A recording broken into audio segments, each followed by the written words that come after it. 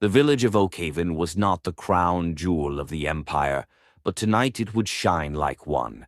Housed within a deep valley, small brick and slate roof cottages huddled together in a rocky embrace as the war raged around them, untouched by the outside chaos. High stone walls rose up on either side, hiding the settlement deep within the shadow of the gray mountains like a natural cradle. It was nearing the end of the year, a time when crops were long since harvested, and most peasants stayed warm within their hovels, waiting for the spring sun to defrost the peaks. The valley's only entrance and exit, a route worn by the monthly passage of wagons bearing trade goods and the rotations of substitute guards, was a single high stone path that twisted across the walls up to the surface. High above the valley floor, a dark figure stood on the edge of the canyon, a silhouette against the unholy green light of Moor's Lieb. The chaos moon, split like a smile in the starry sky, breathed a sickness that settled deep in his bones. His hood lowered as his own breath steamed through the icy air, each cold inhale fighting to chill the burning hatred within his chest. He watched the torchlight trace tired paths across the village floor, flickering like fireflies as the guards began their nightly patrol route from one end of the valley to the other.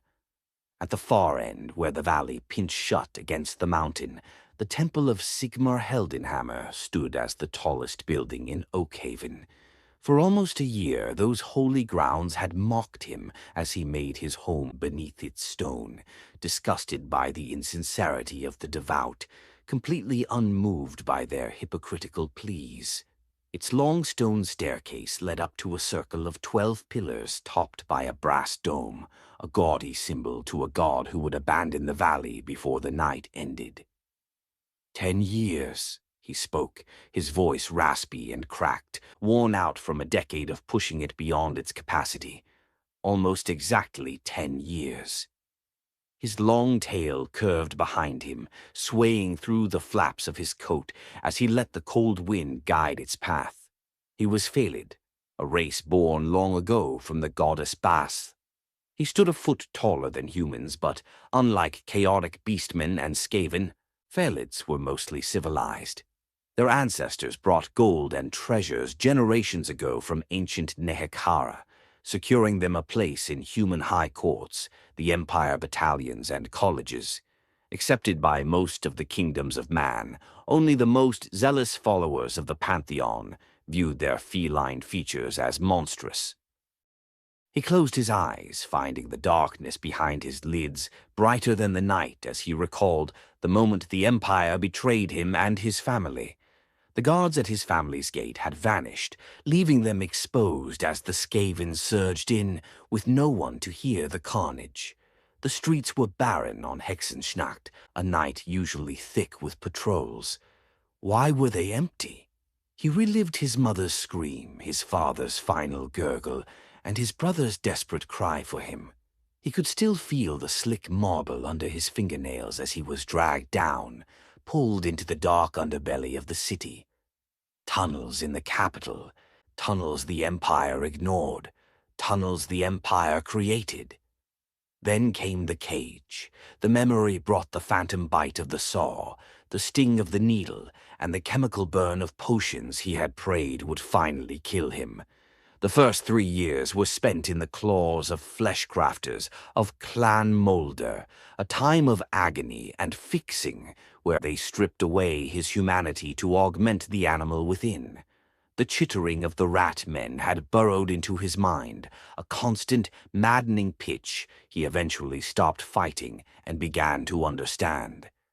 He remembered the day the straps were removed, not for freedom, but so he could use his new strength to hold the next subject down. Human, monster, rat, or even his own kin species. But the true break came later, when he was no longer just the restraint, but the assistant, standing shoulder to shoulder with the vermin, his own hands slick with blood and reagents as he learned to operate alongside them.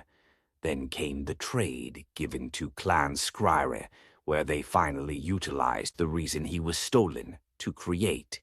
They demanded his alchemy, forcing him to fuse his family's knowledge with their warp tech.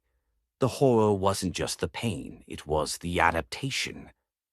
The figure snapped back to reality, bringing up a heavy leather mask to his hardened face. The plague doctor's beak was a necessity to filter the toxins he brewed, but it also served as a tomb for the boy he used to be. Underneath his heavy duster coat rested the weight of his reborn purpose's work, 2 chemical glass spheres. His father, a prestigious artisan of the Gold College, had been tantalizingly close to completing the magnum opus, a project so volatile that even his own sons had been barred from the laboratory.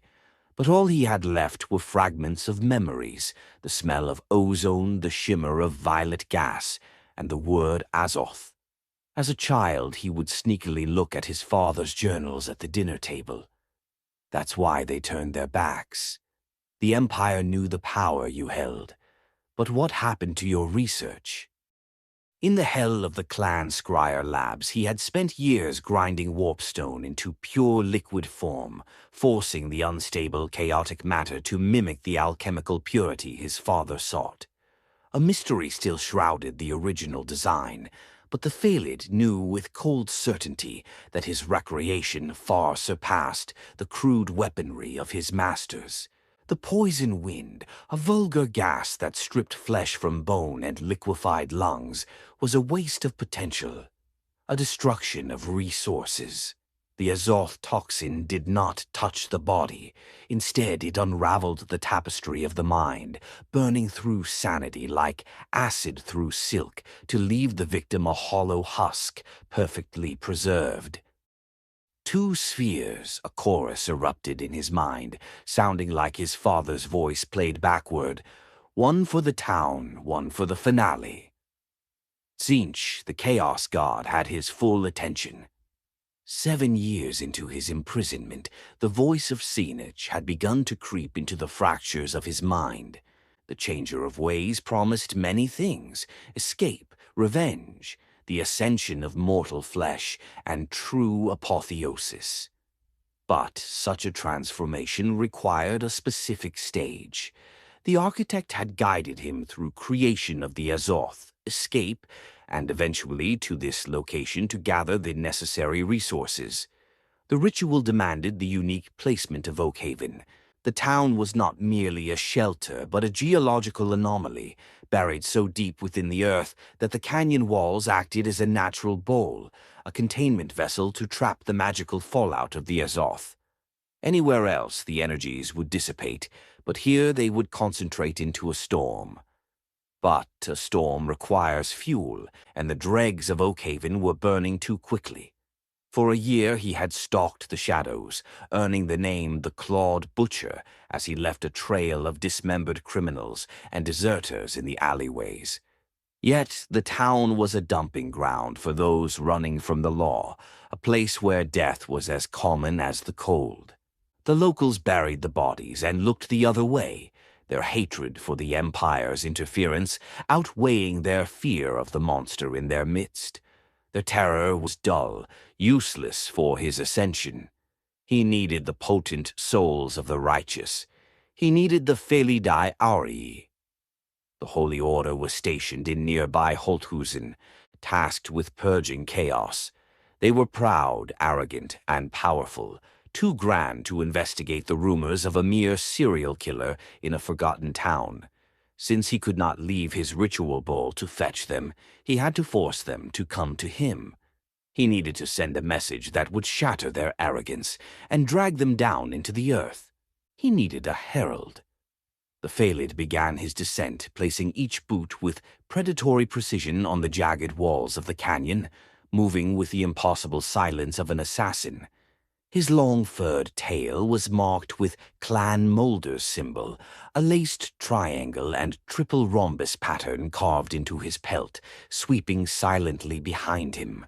The thick fur over the scar tissue was unnaturally white, marking him as a monster of their making, like a common flesh-crafted abomination. "The silence is triumph over the cage," he repeated in his mind like a mantra to drown out the other voice. the one that laughed. His dark feline ears swiveled to sample the air and the shifts in the stone. He knew eventually they would come for him. He was a valuable asset, one that slipped through their man-catchers and guards, hiding for the last year in the very caves they once gnawed away. A beast of this size should not be this quiet, but the lash had taught him precision, the cage had taught him patience, and the architect had taught him purpose. As he reached the canyon floor, the smell of the icy river greeted him, the only pure thing in Oakhaven, running straight from the temple's base. It was always a welcome contrast to the human stench of fear. The figure slipped into the narrow shadows between two peasant hovels, flexing his hands as long claws traced gently along the alleys. Every crack in the brick felt like eyes watching him, waiting for him to slip up. He slowed his steps and crouched, feeling a pressure on his head tighten. A cold whisper of anger echoed in his thoughts, reverberating in the deepest parts of his skull, not just as a thought, but as a kaleidoscope of green fire behind his eyes. Let hesitation not guide your folly. Do what needs to be done. Take up your purpose. He felt his body course with adrenaline, the raw exhilaration of his patron, aiding him in the carnage to come. The world sharpened, his heartbeat pounded in his chest. He shook the voice from his head and focused on the night. He didn't need the whisper tonight. He spent the past year stalking these alleys. He waited, and his heartbeat slowed as the pressure left his skull. He let out a slow, controlled breath through his mask. A loud and unwelcome sound ripped through the night as the heavy wooden door of the tavern groaned open, spilling a rectangle of warm light onto the stones outside of the mouth of the alley. It was the local drunk, an older man who arrived in Oakhaven just shortly after him. He watched most of the citizens closely. This man was different. He would often hear his loud boasts through the tavern walls late at night, stories of battles fought and of the spoils taken afterward. Stories of border raids where the men were butchered, but the women were collared and dragged back to the tents. Now the drunk rarely left the tavern or the arm of a local whore, but tonight he was alone. He was perfect, loud, belligerent, and a vessel for madness. In a just world he would have faced the hangman, but tonight he would be fortunate to cross paths with a murderer instead. He would be one of the few to survive. "Oh, the moon's a-callin'," the drunkard sang, his voice thick with liquor. "So is me bed." The drunkard stumbled, tripping on a loose paving stone, but recovered with a slurred curse to roar the next line. "So grab a lass and slap her ass, before I end up dead." He spat the words of a vulgar drinking song as he staggered away toward the canyon wall, fumbling with his trousers. The silhouette detached himself from the shadows, moving to the central market square to stand before the stone wall that marked the start of the temple path. The guards were at their stations, not too close, but close enough to hear a scream. He stepped forward loudly, the sound of his boot dropping heavy in the silent night. The drunkard spun around, nearly tripping as his bleary eyes tried to focus on the towering shape in the coat. "Who goes there?" the man slurred. Then the moonlight caught the dark fur of pointed ears and the leather beak of the mask. The drunkard didn't recoil, his face twisted into an ugly, aggressive sneer. "The hell are you looking at, beast? We ain't got no plague here." The man spat, staggering forward with a challenge. "Think you're fancy in that big coat? A real chirurgeon? You ain't nothing but a stray. I'll break your fucking tail." The man fumbled with his belt, pulling a half-empty bottle of ale from his side and taking a swig. "Answer me, you freak. What are you doing prowling by the temple?" The figure took a step forward, staying silent and as imposing as possible. He knew the fear would come soon. The old man's eyes moved from the mask, down to the white fur and the scarring down the long tail. The aggressive sneer began to falter as he saw the geometric brands of the Under-Empire. Wait. The drunkard's voice lost its edge, the sobering shot of adrenaline hitting him all at once. Those marks. I've seen them in the border wars. Skaven, you're one of them. You bear the markings fleshcraft. A terrible jolt went through the figure. He knows. This man was a veteran who had seen the tunnels and knew the Skaven sigils. A cold, ecstatic thrill ran through the figure. Tzeentch provides. The architect provides. He had found a witness who already sounded mad to the common man. Perfect. The figure reached into his coat, his gloved fingers bypassing his dagger to curl around a slender silver syringe.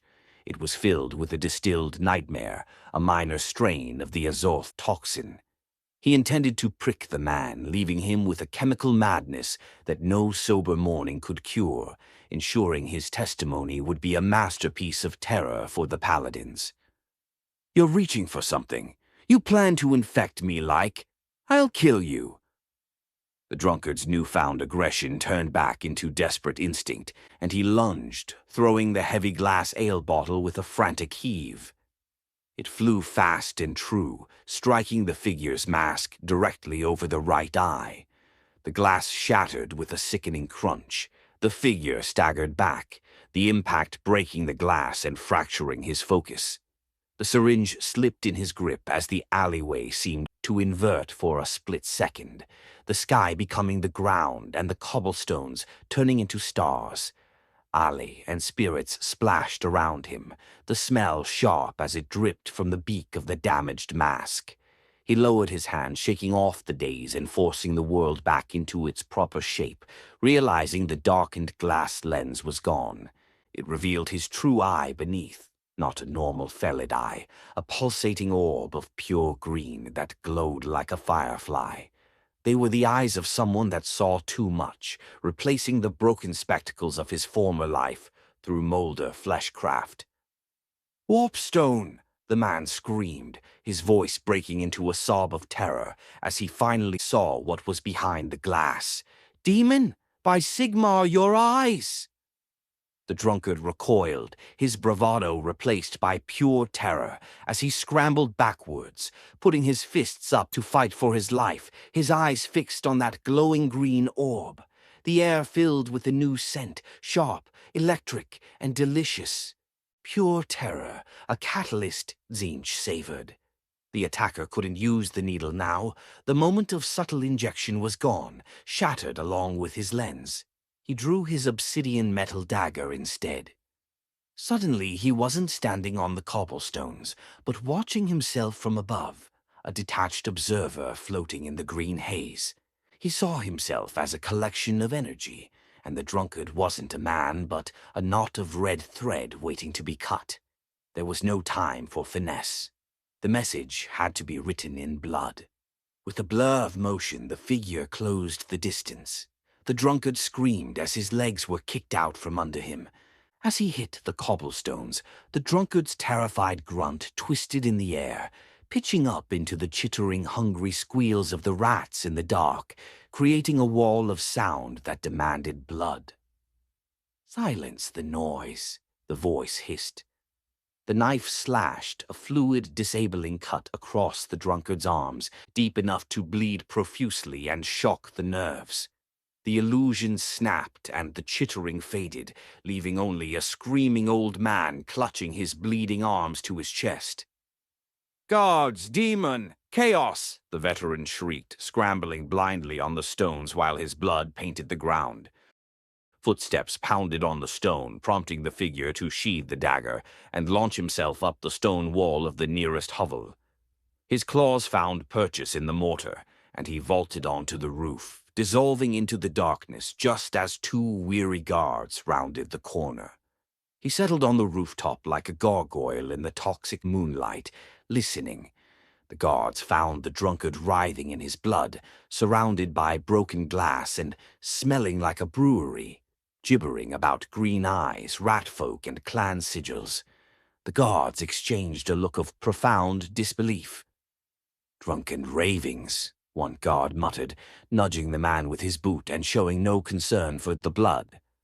Fell on his own bottle, look at the glass everywhere, the second guard sighed, rubbing his tired eyes. Gods, I hate this shift. Rats, fairy tales for children, the first scoffed. It's the Hexen-snocked panic starting early. Pathetic. He's going to wake the whole village. We have to move him, the first guard commanded. Send him to Isleheart, he added, starting to haul the man up by his collar. The watcher on the roof froze, his claws crushing stone tiles. No. Inside the mask, the air turned bitter as he smelled the acrid spike of panic on himself. The perfection of the plan began to unravel in his mind, fraying like a rope. Time was running out, and apotheosis had to happen soon. He needed the man to go to the Paladins. If they sent him to Isleheart, the message was lost, a critical deviation. Send this slop to Isleheart. It's a winery town. He'll drink himself to death before the wagon even stops, the second guard snorted. Send him to Holthusen. The Felidae already are there helping the Ulricans. They can deal with a loud, raving drunk. He spat on the ground near the veteran's head. The damned cats need something to do besides rack up casualties in the name of the gods. The figure exhaled, and the acrid scent of his own panic faded.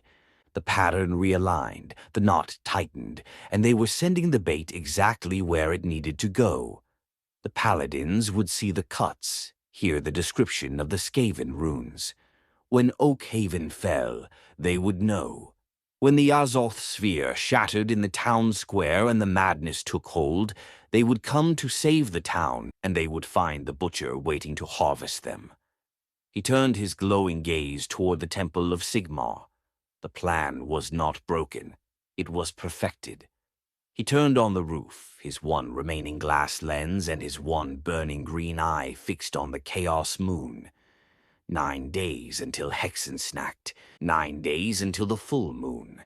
9 days for the Paladins to arrive. The crusade begins.